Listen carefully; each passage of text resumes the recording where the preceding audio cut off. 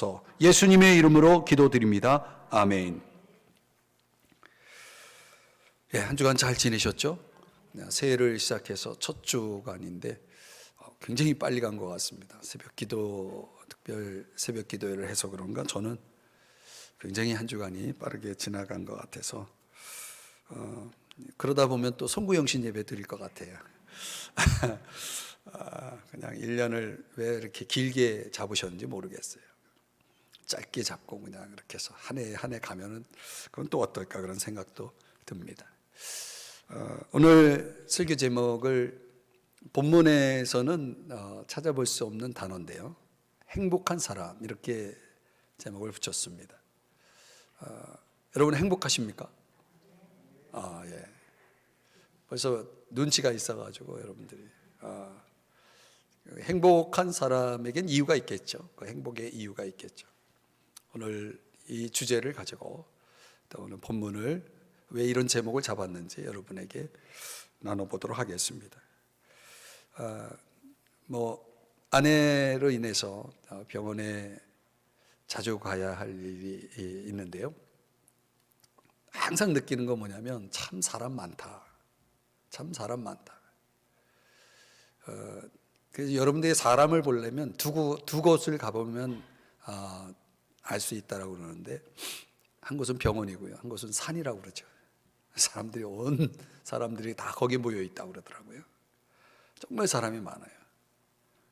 그래서 그런가요? 아스피린 시대라는 말이 있습니다. 들어보셨나요? 아스피린 시대. 이 병원에 이처럼 사람들이 이렇게 많고 혼잡한 시대가 없다는 거죠. 그만큼 아스피린 시대라고 하는 그 의미대로 병원에 그렇게 사람들이 많다는 거예요. 그 병원에 왜 사람들이 많겠습니까? 정상적인 사람, 제가 표현을 그렇게 썼지만 그냥 건강한 사람이 오는 곳은 아니잖아요. 뭔가 몸에 이상이 있거나 아니면 또 마음에 병이 있거나 여러 가지 이유로 인해서 오는 사람들. 근데 그런 것들을 또 역으로 추적해 보면 왜 그들은 병원에 올 수밖에 없었는가? 그러니까 우리 사회가 가지고 있는 문제들, 범죄의 증가, 부정, 강간, 외설, 여러 가지 정치적 혼돈, 환경의 위기, 정치, 사회, 경제 모든 전반에 걸쳐서 뭔가 문제가 있는 거 아니냐는 거죠. 그런 당장 닥칠 것 같은 위기감이 지금 하루도 떠나지 않은 상황 속에서 현대 사회가 앓고 있는 그런 모든 질환들이 집결되는 곳, 그게 이제 병원이라고 이제 보는 거죠. 본문의 느헤미야 시대의 이야기로 돌아가 보면 그때도 다르지 않았다는 거죠. 제가 병원 얘기로 오늘 말씀을 시작했지만은 그 느헤미야 시대 자체가 굉장히 절망적인 상황이죠. 그들이 이제 포로 시대를 마치고 고국으로 돌아왔지만 이제 황폐한 도시, 정말 살 수 있는 어떤 그런 환경이 조성되어 있지 않은, 어떻게 보면 가장 어려운 시대였다, 이렇게 봅니다. 전혀 기뻐할 이유가 없는 그런 시대를 반영하고 있는 이 느헤미야의 이야기 속에서 오늘 본문이 담고 있는 핵심 키워드가 뭐냐면 자주 등장하는 단어가 기쁨이라는 단어예요. 즐거움이라는 단어가 자주 등장하는 것입니다. 우리가 볼 때는 시대가 다르지만은 그 시대 또한 상당히 절망적이고 정말 기쁨을 찾을 수 없는, 기뻐할 이유를 찾을 수 없는 그런 어려운 시대였음에도 불구하고 도대체 그들 속에 있는 그 즐거움, 그 기쁨은 또 어디서 온 것인가 라고 하는 거죠. 그들이 그렇게 기쁨으로 충만한 이유는 무엇이었는가 라고 하는 것을 생각하면서 제가 제목을 행복한 사람이라고 붙였습니다. 행복이라는 것은 질병에 비유한다면 굉장히 전염성이 강합니다. 여러분 주변에 있는 사람 가운데 행복한 사람이 있으면요, 그 행복이라는 게 전염이 돼서 주변 사람들도 더불어서 행복해지는 거죠. 우리가 살아가는 우리의 이웃들, 우리의 공동체 속에는 행복한 사람이 분명히 있습니다. 오늘 그리스도인들을 가리켜서 행복한 사람이다라고 대전제를 여러분에게 전하면서 오늘 그 행복한 사람이라는 용어가 표현이 성경 어디에 등장하는가 보면 신명기 33장인데요. 한번 보실까요? 자, 자막에 나와 있는 말씀만 같이 한번 읽어보죠. 시작. 이스라엘이여, 너는 행복한 사람이로다. 여호와의 구원을 너같이 얻은 백성이 누구냐. 아멘. 하나님이 이스라엘 백성들을 가리켜서 뭐라고 말씀합니까? 모세를 통해서 주신 말씀이지만 너는 어떤 사람이라고요? 행복한 사람이라고 말씀하고 있어요.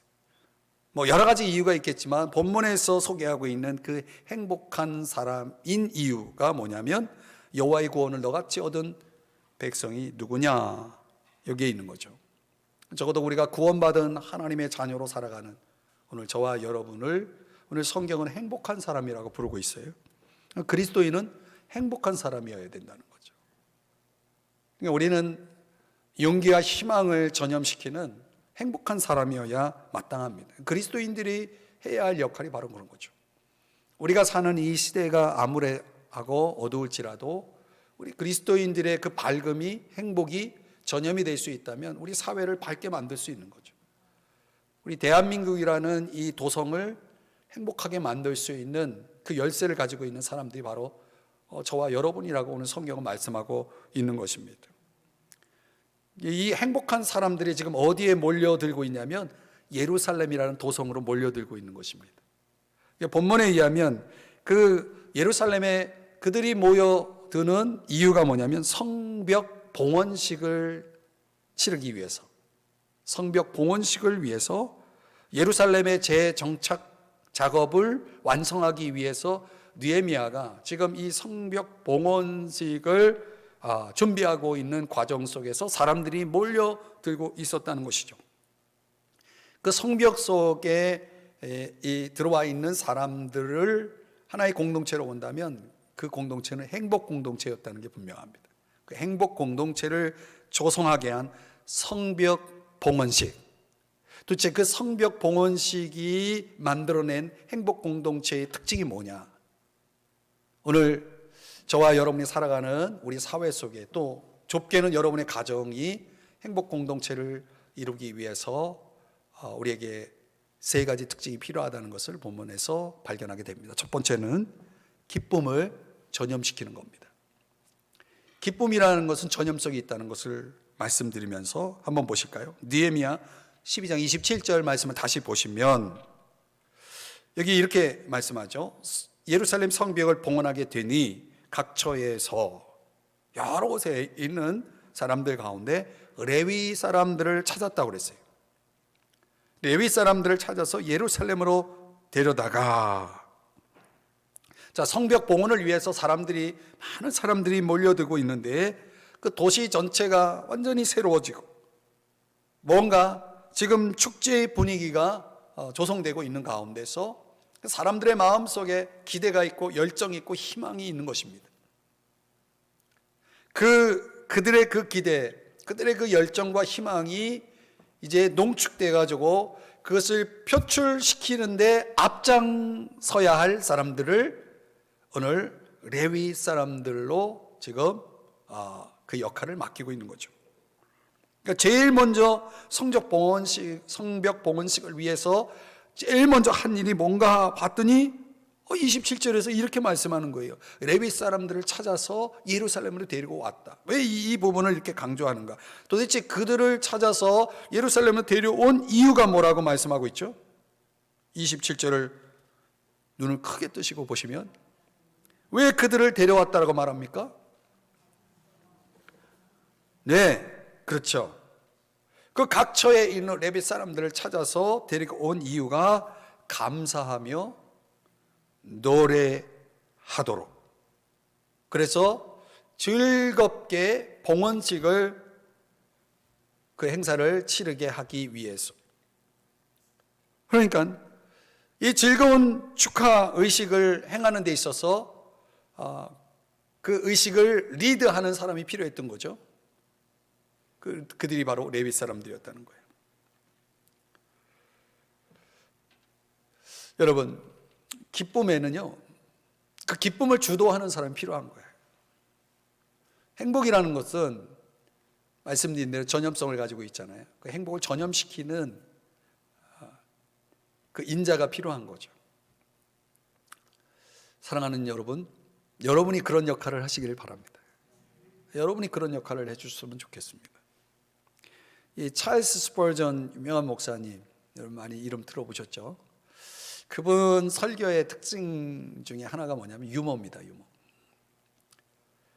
이 찰스 스펄전 목사님이 설교 가운데 그렇게 많은 유머를 예화 속에서 그 예화 그리고 유머를 정말 많이 사용한 그런 목회자, 설교자로 유명합니다. 근데 여기에 대해서 굉장한 불만을 가진 청중들이 있어서 그 찰스 스펄전을 상당히 비판했다고 합니다. 그 말씀만 전하지 뭐 이렇게 사람을 웃기고, 우리 한국 교회에도 그런 목회자들 있잖아요. 부흥회 다니면서 사람을 막 들었다 놨다 하는 그런 대단한 정말 개그맨이라고 하면은 좀 기분 나쁠 수 있는 그런 캐릭터를 가진 분들이 있잖아요. 찰스 스펄전 목사님이 그렇게 했다는 거예요. 근데 그 당시에 그 청중들이 굉장히 말하자면은 심한 노동 속에서 생활했기 때문에 그들이 교회당에 딱 들어오면은 피곤했다는 거예요. 그래서 많은 사람들이 졸 수밖에 없었다는 거예요. 그러니까 워낙 노동이 심하니까 그 피로가 회중들이 교회에 와서 예배 드릴 때쯤 완전히 그게 심화되는 거죠. 그러니까 여러분도 심한 일상을 만약에 보낸다 그러면 저녁 때 와서 이렇게 예배 드릴 때 여러분 얼마나 졸겠어요. 피곤해가지고. 그런 사람들에게 하나님 말씀을 제대로 전하려면 그 사람들을 깨울 수 있는 뭔가 자극적인 것이 필요했기 때문에 그래서 찰스 스펄전 목사님은 유머를 많이 사용했다. 이제 그런 또 이제 해석들이 있습니다. 근데 이 찰스 스펄전 목사님이 자신을 비판하는 그 소리에 이런 말을 했대요. 내가 얼마나 절제했는지를 알면 당신들은 나를 칭찬했을 것이다 그랬대요. 그렇게 많은 유머를 썼음에도 불구하고 그 찰스 스펄전 목사님은 굉장히 절제해서 그만큼 썼다는 거예요. 더 할 수도 있었는데 더 하면 안 된다 이렇게 본인 스스로가 생각했는지 자신의 절제에 대해서 칭찬해 달라는 식으로 반응을 했다고 합니다. 모르겠어요. 저도 이제 한때는 굉장히 유머를 설교 시간에 많이 하는 그런 편이었습니다. 근데 어느 순간에 이제 제가 청중에 대한 이해를 하고 유머를 안 해도 주무시는 분이 별로 없다는 걸 알고 그리고 이제 은혜를 많이 받으시니까 이제 말씀 중심으로 이렇게 전환을 해서 설교를 하고 강의 설교를 하는데 아무튼 그런 이야기가 있습니다. 마태복음 5장에 보면요, 예수님께서 제자들을 향해서 산상수훈 팔복을 그 메시지의 첫 번째 주제로 첫 번째 메시지 제목이 복 있는 사람이죠. 행복한 사람이죠. 그 행복한 사람을 열거할 때 그 행복한 사람의 특징이 뭡니까? 거기에 그런 말씀이 나옵니다. 마음이 청결한 자, 또 가난한 자, 애통하는 자, 의에 줄이고 목마른 자, 쭉 그러면서 복 있는 사람을, 행복한 사람을 쭉 얘기를 합니다. 화평하게 하는 자, 피스메이커죠. 근데 그런 말씀들을 쭉 하면서 하나님의 백성들, 그리스도인 된 사람들에게 행복의 조건들을 쭉 말씀을 하시죠. 또 우리의 삶 속에 있어서 우리가 그리스도인 됨을 보여줄 수 있는 가장 중요한 캐릭터는 바로 기쁨이라는 거죠. 기쁨. 오늘 저와 여러분이 그리스도인이라고 하는 것을 드러낼 수 있는 아주 중요한 캐릭터는 바로 기쁨인 것이죠. 기쁨을 달고 사는 사람들, 그리고 그 기쁨을 전염시킬 수 있는 사람들. 성경은 그것을 우리 그리스도인됨의 특징으로 소개하고 있습니다. 우리를 향하신 하나님의 뜻에 대해서 유명한 많은 그리스도인들이 좋아하는 말씀, 데살로니가전서 5장 16절이야 18절 말씀해 보면 이렇게 말씀하죠. 우리 자막에 나와 있는 말씀만 같이 읽어보겠습니다. 시작. 항상 기뻐하라. 이것이 그리스도 예수 안에서 너희를 향하신 하나님의 뜻이니라. 하나님의 뜻이라는 거예요. 우리를 향한 하나님의 뜻이 뭐예요? 항상 기뻐하는 거라는 거예요. 근데 항상 기뻐할 수 있는 조건이 되나요? 환경이 되나요? 그래서 빌립보서 4장 4절의 말씀이 필요한 거죠. 다 같이 시작. 주 안에서 항상 기뻐하라. 내가 다시 말하노니 기뻐하라. 아멘. 우리가 항상 기뻐하는 게 하나님의 뜻이라면 그 항상 기뻐할 수 있는 비결을 주 안에서 이렇게 가르쳐 주는 거죠. 주 안에서라는 무슨 의미입니까? 우리가 예수 믿는다는 것 때문에 주 안이라고 하는 것은 우리 주님을 믿는다는 뜻도 있죠. 또 주님을 닮는다는 뜻도 있고요. 또 주님이 주님 그 자체가 우리의 기쁨이라는 의미도 있는 거죠. 그러니까 주 안에 있기 때문에 우리는 기쁜 거예요. 주님이 기쁜 거죠. 그래서 하박국 선지자는 구원의 하나님으로 인해서 내가 즐거워하노라 그랬단 말이죠.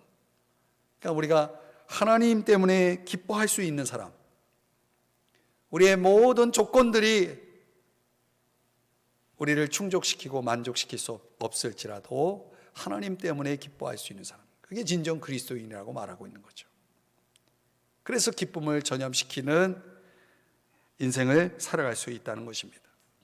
사랑하는 여러분, 그 일을 하라고 지금 느헤미야는 레위 사람들을 찾아서 그들이 그 역할을 하도록 리드하도록 그들을 예루살렘으로 집결시키고 있는 모습을 봅니다. 저는 그랬으면 좋겠어요. 우리 그리스도인들이 이렇게 한 공동체를 이루어서 주님 안에서 모여서 함께 예배할 때 여러분의 삶의 현장 속에 나가서 여러분들이 생활할 때 여러분들이 그런 역할을 하라고 여러분이 그 자리에 있는 거죠. 오늘 내가 여기에 있는 것은 뭡니까? 바로 기쁨을 전염시키는 역할로 나를 부르셨다. 또 여러분이 있는 곳에서 여러분이 속한 공동체 안에서 여러분이 그런 역할을 할 수 있다면 그 공동체는 오늘 행복 공동체가 되지 않겠습니까?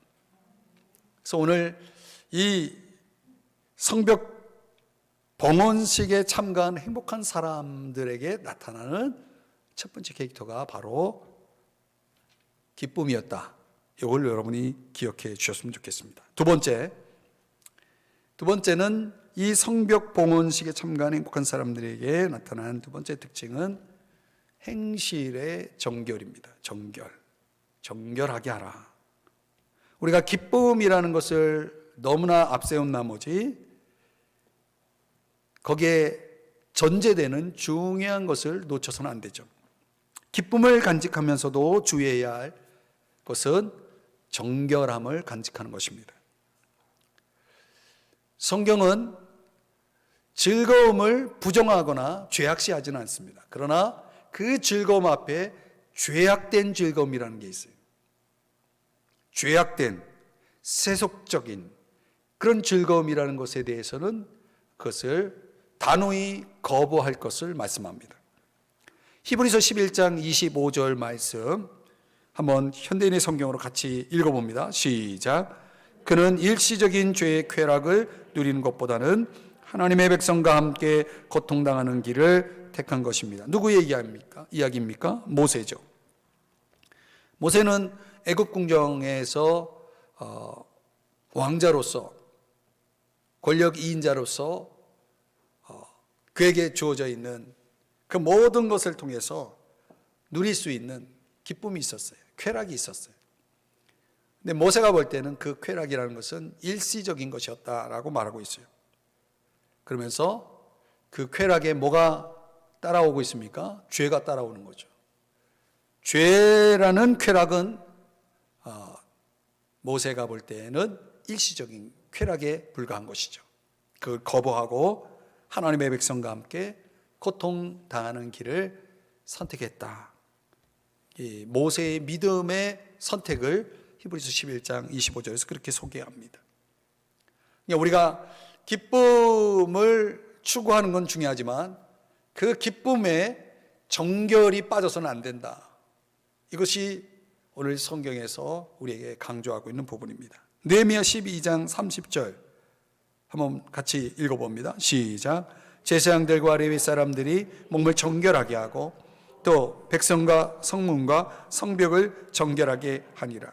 자, 기쁨의 축제를 위해서 이 역할을 하는 레위 사람들이 제일 먼저 그 역할 이전에 그들이 뭘 했냐면 몸을 정결하게 했다는 거예요. 정결 다음에 기쁨이지 기쁨이 정결 앞에 앞서지 않았다는 거죠. 봉헌식에 기쁨의 축제만 있었던 것이 아니다. 뭐가 있었어요? 정결의식이 있었다는 것을 우리 잊지 말아야 됩니다. 그걸 우리가 우리 인생에도 적용해야 됩니다. 기쁨이 천박해 보일 때가 언제입니까? 정결이 없을 때. 기쁨 속에 정결이 없을 때. 그러니까 얼마나 이런 세상이 추구하는 기쁨 속에는 이런 기쁨, 아주 천박한 그런 기쁨들이 있죠. 그런 기쁨을 추구하는 사람들이 있죠. 먹고 마시고 즐기자 하면서 그 속에 축제만 있고 정결은 빠져있는 아주 타락한 그런 패역한 기쁨을 추구하는 사람들. 세상의 기쁨이 어쩌면 많은 경우 우리를 그런 타락의 기쁨으로 우리를 유혹하고 있는지 모르겠습니다. 정결하기 위해서 그들이 사용한 물두멍, 큰 대야죠. 거기서 씻는 작업을 합니다. 그래서 그 정결의 가장 핵심은 죄죠. 죄에서 깨끗함을 입는 것입니다. 하나님 앞에 우리를 드리기 위해서 성벽 봉헌식을 위해서 그들에게 필요했던 것은 기쁨 앞에 정결이었다는 거죠. 그럼 내가 무엇을 하기 이전에, 하나님을 위해서 무엇을 하기 이전에 저와 여러분에게 꼭 있어야 될 것이 바로 이것입니다. 정결. 우리 마음이 깨끗해야 한다는 것이에요. 그러니까 우리가 이 한 해를 살아가면서 하나님 우리에게 기쁨을 주세요. 기쁨을 주세요. 이렇게 하나님 앞에 기쁨을 구하기 전에 하나님 앞에서 우리 자신을 돌아보면서 우리의 마음을 정결하게 하는 그런 하나님 앞에서의 겸비함이 우리에게 필요하지 않느냐. 이게 얼마나 중요하냐라는 것을 오늘 본문이 우리에게 가르쳐 주는 겁니다. 디모데후서 2장 19절 21절 두 구절을 보면요, 이 말씀도 한번 같이 읽어봐요. 시작. 주의 이름을 부르는 자마다 불의에서 떠날지어다 하였느니라. 21절입니다. 그러므로 누구든지 이런 것에서 자기를 깨끗하게 하면 귀 쓰는 그릇이 되어 거룩하고 주인의 쓰심에 합당하며 모든 선한 일에 준비함이 되리라. 아멘. 거룩성이라고 하는 것, 정결이라고 하는 것은 그래서 행복, 기쁨, 봉사 앞에 있다는 거죠. 선행하는 것입니다. 행복한 삶을 보이기 위해서 저와 여러분에게 필요한 것은 기쁨이 아니라 정결이 우선해야 된다는 것입니다. 다윗이 하나님 앞에 죄를 범하고 그가 죄악에서 회복되기 위해서 하나님 앞에 드린 기도를 우린 시편 51편에서 봅니다. 그때 다윗의 기도를 연구해 보면요, 다윗이 정말 회복되기를 바랬던, 죄로 인해서 잃어버렸던 것 가운데 그가 정말 회복하기를 원했던 아주 중요한 요소가 뭔지를 한번 보겠습니다. 51편 8절 말씀인데요, 내게 즐겁고 기쁜 소리를 들려주시사 주께서 꺾으신 뼈들도 즐거워하게 하소서. 지금 다윗이 무엇을, 어떤 회복을 바라고 있습니까? 즐거움의 회복이에요. 근데 구체적으로 그 즐거움 가운데 가장 큰 즐거움은 12절의 말씀에 보니까 주의 구원의 즐거움을 내게 회복시켜 주시고. 왜 다윗이 이런 기도를 하고 있습니까? 그 죄로 인해서 잃어버렸거든요. 뭐를요? 기쁨을. 이 말은 뭘 반영하냐면 우리가 정결하지 않으면 기쁨도 없다는 거예요. 기쁨이 있기 위해서는 정결이 있어야 된다는 거예요. 정결과 기쁨이 함께 해야 된다는 거예요. 그래서 하나님은 우리의 정결을 위해서 세 가지 은총을 주셨다는 거 아닙니까? 저와 여러분에게 주신 세 가지 은총. 정결을 위해서 주신 은총이 뭡니까? 첫 번째는 양심이에요. 두 번째는 성령이에요. 세 번째는 말씀이에요. 이 세 가지 은총을 통해서 우리의 마음속에 이 정결의 문제를 하나님이 해결하기 원하시는 거죠. 끊임없이 우리 속에 양심을 통해 그 소리를 듣게 하죠. 우리의 죄성들을 드러내게 하고 하나님 앞에 그 죄를 고백해서 돌이키게 하는 거죠. 끊임없이 성령께서 믿는 자 속에 들어와 계신 성령을 통해서 저와 여러분에게 성령이 우리의 죄를 책망하시지 않습니까? 또 주의 말씀을 들을 때 그 모든 말씀, 하나님의 감동으로 된 그 말씀이 우리를 교훈하고 책망하지 않습니까? 책망할 때. 그래서 우리를 바르게 하고 의로 교육하기에 유익한 말씀을 통해서 우리가 돌아서는 거죠. 끊임없이 이 세 가지 은총이 우리 가운데 주어질 때에 우리는 정결의 은혜를 회복할 수가 있는 것이죠. 그렇게 누릴 수가 있는 것입니다. 그리고 기쁨은 그 다음 따라오는 것이죠. 그래서 오늘 본문 속에서 하나님께서 저와 여러분에게 행복한 사람으로서 살아가기 위해서, 행복한 공동체를 이루어 나가기 위해서 저와 여러분에게 요구하는 것은 첫째는 기쁨이요, 둘째는 정결이다. 순서적으로는 정결이 앞에 있다라는 것을 기억해야 됩니다. 우리가 끊임없이 하나님 앞에 이 두 가지를 계속 추구해 나가면 여러분의 인생, 여러분의 가정, 우리의 믿음의 공동체, 우리가 살아가는 우리 사회 속에 행복이 전염되는, 행복이 극대화되는 그런 공동체를 이루어 나갈 수 있다. 이것이 오늘 주님이 우리에게 주시는 도전입니다. 마지막 세 번째는요, 감사에 참여하라는 것입니다. 감사에 참여하라. 감사의 행렬에 끼어드는 것입니다. 자, 31절 말씀을 우리 한번 보시죠.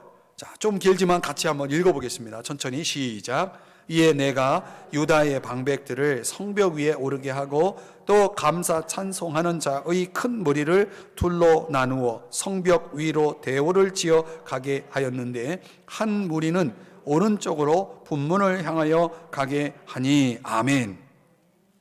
한 큰 행렬이 있는데 성벽 위로 이제 올라가는 것입니다. 근데 그 중에 그 큰 행렬 가운데 한 무리는 오른쪽으로 분문을 향해서 가도록 했다는 것입니다. 근데 그 무리는 지금 대오를 지어서 지금 그들이 가고 있는 방향, 그 방향을 제시할 뿐만 아니라 그들은 뭐 하면서 가고 있다라고 말하는 겁니까? 감사, 찬송하면서. 감사, 찬송하는 자의 큰 무리라고 말하고 있죠. 그들은 어떤 무리였습니까? 감사하며 찬송하는 무리였다는 것입니다. 12장 36절에 의하면 그 큰 무리 가운데 앞서가고 있는 한 사람이 있었는데 그가 바로 에스라, 학사 에스라가 앞서서 갔다 그랬어요. 뭔가 큰 무리, 감사하는 무리 가운데도 누군가 앞서는 사람이 있었다는 거죠. 그가 에스라였다는 거죠. 우리에게도 그런 사람이 있을 수 있어요. 감사하는 대열 속에 가장 큰 감사로 앞장서서 감사하는 사람, 그 감사하는 그 한 사람에 의해서 또 이어서 그 대열에 참여하는 감사의 무리에 의해서 성벽 봉헌식은 그야말로 축제 중에 축제가 된 거죠. 근데 우리의 삶에는 이런 대열, 감사의 대열에 동참하는 것이 필요하다. 행복한 사람으로 가는 길인 것입니다. 12장 38절 말씀에 가보면 다른 무리는 왼쪽으로 갔어요. 한 무리는 오른쪽으로 지금 가고 있고 다른 무리는 왼쪽으로 향하는데 여기에 누가 끼어 있냐면 느헤미야가 끼어 있습니다. 38절에 보면 내가 1인칭을 사용하고 있는데 이 내가는 지금 느헤미야를 기록하고 있는 느헤미야죠. 느헤미야가 백성의 절반과 더불어 그 뒤를 따라, 이번엔 뒤에서 그 감사의 무리를 계속 응원하고 지지하는 그런 역할로 느헤미야는 앞선 것이 아니라 뒤에서 밀어주는 역할을 합니다. 자, 우리 감사합시다, 찬양합시다 하면서 뒤에서 밀어주는 사람, 앞에서 자 우리 모두 감사합시다, 나를 따르시오 하면서 앞서서 나가는 에스라. 저는 이 두 가지 역할이 에스라 같은 사람, 느헤미야 같은 사람, 이런 사람이 우리 가운데 필요하다는 거죠. 우리가 그런 사람이 되어야 된다는 거죠. 이 거대한 행렬, 성벽 위로 올라가는 이 거대한 행렬이 다 그 무리가 뭐 하고 있어요? 계속 감사하고 찬양하는 행렬이었다는 거예요. 얼마나 대단한 감사고 찬양입니까? 그래서 그 감사의 대열, 찬양의 대열 속에서 어떤 은혜가 주어지는지 12장 43절을 우리 다 같이 읽어봅니다. 시작. 이날에 무리가 큰 제사를 드리고 심히 즐거워하였으니 이는 하나님이 크게 즐거워하게 하셨습니다. 부녀와 어린아이도 즐거워하였으므로 예루살렘이 즐거워하는 소리가 멀리 들렸느니라. 멀리 들렸느니라. 뭐가요? 즐거워하는 소리가. 얼마나 많은 무리들이 지금 감사와 찬양의 행렬에 동참하고 있는지를 엿볼 수 있는 대목입니다. 예루살렘의 그 즐거워하는 소리가 멀리서도 들렸다고 그랬어요. 여러분 에버랜드 같은데 이렇게 여러분 놀러 가보신 분들은 보셨을 겁니다. 그 퍼레이드 행렬이 있습니다.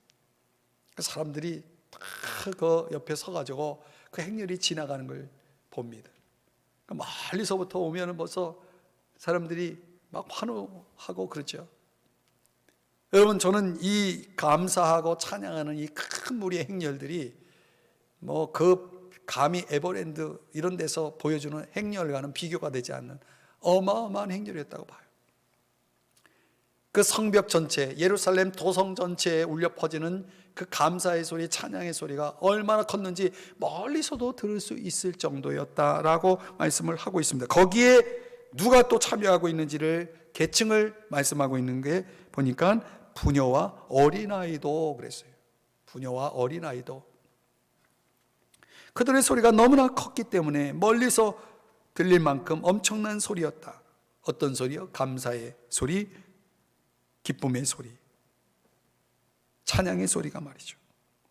여러분에게 묻고 싶어요. 여러분은 이 대열에 참여하고 계시는지요? 감사라는 건 우리가 많이 들어보셨겠지만은 초점의 문제죠. 똑같은 조건 속에서도 어떤 사람은 감사할 수 있고 어떤 사람은 불평할 수 있는 거죠. 이스라엘 백성들이 광야에서 하늘의 만나와 메추라기를 그들이 먹었지만 여전히 백성들의 그 소리를 들어보면 원망뿐이었다는 거죠. 불평뿐이었다는 거죠. 진정 하나님이 주신 그 양식, 하늘의 양식을 대해놓고 앞에 놓고 하나님 앞에 감사의 기도를 드리는 사람이 그리 많지 않았다는 거예요. 여러분, 우리의 인생 속에 감사의 행렬 꼭 있어야 됩니다. 찬양의 행렬이 꼭 있어야 됩니다.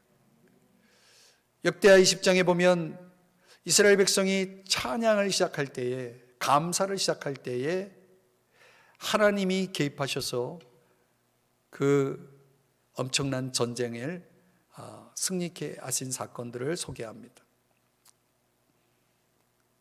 어디 그때뿐이었나요?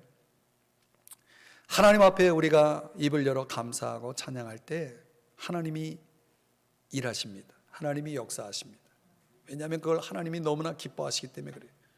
하나님이 너무나 그것을 원하시기 때문에 하나님이 당신의 그 기적적인 역사를 보여주시지 않을 수가 없는 것입니다. 근데 우리들 속에 하나님이 주신 그런 은혜를 감사하고 또 그분을 찬양하는 소리를 계속 외칠 때 누군가는 그 소리를 듣겠죠. 그 듣는 사람도 은혜가 돼요. 어느 마트에 어린아이가 이제 엄마랑 같이 이제 갔습니다. 장을 보고 있는데 그 꼬마 아이가 예수 사랑하심은 거룩하신 말일세 찬양을 하는 거예요. 그 작은 아이가, 어린 아이가 찬양을 하니까 사람들이 쳐다보는 거예요. 그 꼬마가 사람들이 쳐다보니까 내가 뭐 잘못하나 해가지고 볼륨을 좀 낮추었어요. 그래도 그 노래를 멈추지 않고 예수 사랑하심은 계속 찬양을 하는 거예요. 그런데 지나가던 한 젊은 여인이 계속해 예수님은 강하단다 하면서 그 아이를 응원했습니다. 그 엄마가 보니까 그 자매, 그 아이에게 계속하라고 말한 그 자매를 볼 때 저분은 분명히 믿는 사람이구나. 그래서 그렇게 물었습니다. 우리 자매님은 예수님을 믿는 분이시군요. 교회를 다니시는 분이군요. 예, 저는 한 1년 반 됐습니다. 교회를 다닙니다. 예수님을 믿습니다. 그러면서 그 두 자매가, 아이의 엄마와 그 자매 서로 격려하는 그런 아주 훈훈한 일이 있었다는 거예요. 그 모든 그 마트 안에 있는 사람들은 아이가 흥얼거리는 예수 사랑하심의 찬양을 들으면서 고무되고 은혜를 받을 수 있었다는 거죠. 저는 우리들의 삶 속에 우리가 들려주는 노래가, 감사의 노래가, 찬양의 노래가 어떤 사람들의 영혼을 자극할 수 있고 그들을 도전할 수 있고 격려할 수 있다는 사실을 오늘 이 이야기 속에서 또 배울 수가 있는 것 같아요. 그러니까 우리의 초점이 주님에게 맞춰져 있고 또 주님을 우리가 바라볼 때에 우리의 삶에 주어져 있는 것들이 얼마나 감사한 일이 많겠어요. 그렇지 않습니까? 오늘 우리가 하나님 안에서 그 한 가지 한 가지를 깨닫고 하나님 앞에 감사의 소리를 내놓을 때 누군가는 그걸 듣는 거죠. 하나님 감사합니다. 하나님 감사합니다. 근데 내 고백을, 내 소리를, 내 노래를 누군가 듣고 그들의 영혼이 깨어날 수 있다면, 그들이 도전을 받을 수 있고 그들이 격려를 받을 수 있다면 여러분 그 얼마나 참 복된 일입니까? 노래를 멈추지 마셔야 됩니다. 하나님 안에서 우리의 노래가 멈춰서는 안 되는 거죠. 노래소리가 멀리 들렸다, 멀리 들렸다고 그랬습니다. 여러분의 노래소리가 멀리 들려야 됩니다. 그렇다고 고성방가하면서 살라는 얘기는 아니죠. 여러분 그만큼 여러분이 들려주는 노래가 많은 사람들에게 들려지고 알려지고 그래서 그것을 전염시키는 그런 인생을 살라는 말씀입니다. 잠언 17장 22절의 말씀에 보니 마음의 즐거움은 좋은 약이 되어도 그랬어요. 세상에 좋은 약들 다 먹어도 마음이 즐겁지 않으면 소용없는 것입니다. 그러니까 하나님이 우리의 마음을 즐겁게 하고 우리 마음 속에 진정 행복이 가득하다면 우리는 당연히 건강할 수밖에 없는 거죠. 우리의 마음의 즐거움의 회복을 위해서 기도하십시다. 오늘 에베소 5장 말씀에도 그런 말씀이 나옵니다. 시와 찬송과 신령한 노래들로 서로 화답하며 그랬어요. 서로 화답하며 너희의 마음으로 주께 노래하며 찬송하며 범사의 우리 주 예수 그리스도의 이름으로 항상 아버지 하나님께 감사하며 라고 말씀하고 있습니다.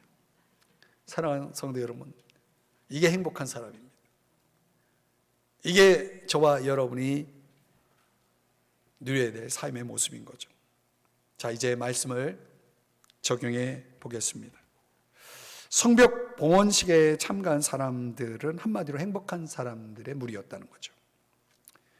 그들의 행복의 기초가 된 세 가지는 뭐였나 보니 거기에 기쁨이 있었고 정결이 있었고 감사가 있었다는 거예요. 우리의 인생 행렬 속에 이 세 가지가 있다면 분명히 우리는 행복한 사람일 겁니다.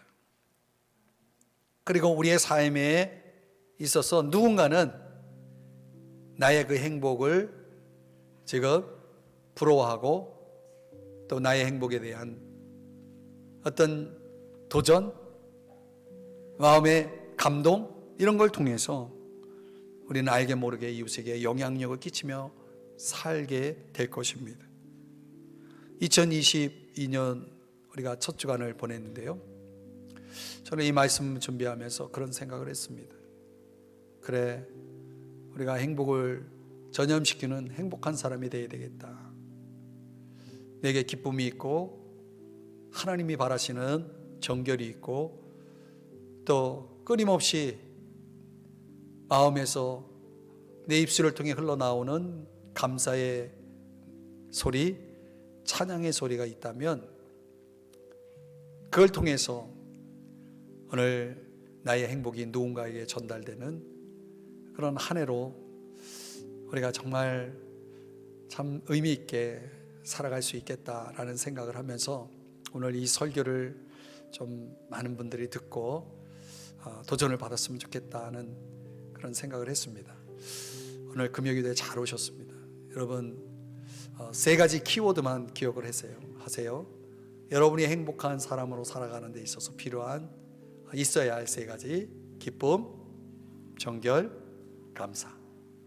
이 세 가지 오늘 여러분들이 하나님 앞에 기도의 제목으로 구했으면 좋겠어요. 내가 이런 인생을, 이런 한 해를 살게 해주세요. 하나님 앞에 그렇게 고백하면서 기도하시고, 또 여러분들이 새벽에도 기도했지만 이런 세 가지를 위해서 전제되어야 될 아주 큰 은혜는 거듭나는 것입니다. 영적으로 거듭나야 돼요. 성령을 받아야 됩니다. 성령을 받아야 이런 것들이 가능합니다.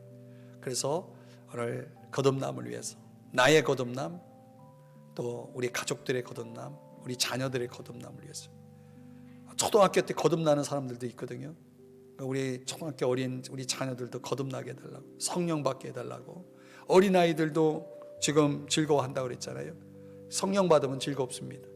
그래서 우리 가족의 거듭남을 위해서 기도하고, 또 올 한 해 우리의 목표 여러분 아시죠? 다시 새롭게 이걸 위해서 우리 모두가 신자의 자리로, 예배의 자리로, 기도의 자리로 나아갈 수 있도록, 또 믿음의 삶을 위해서 여러분들이 기도해 주셨으면 좋겠습니다. 우리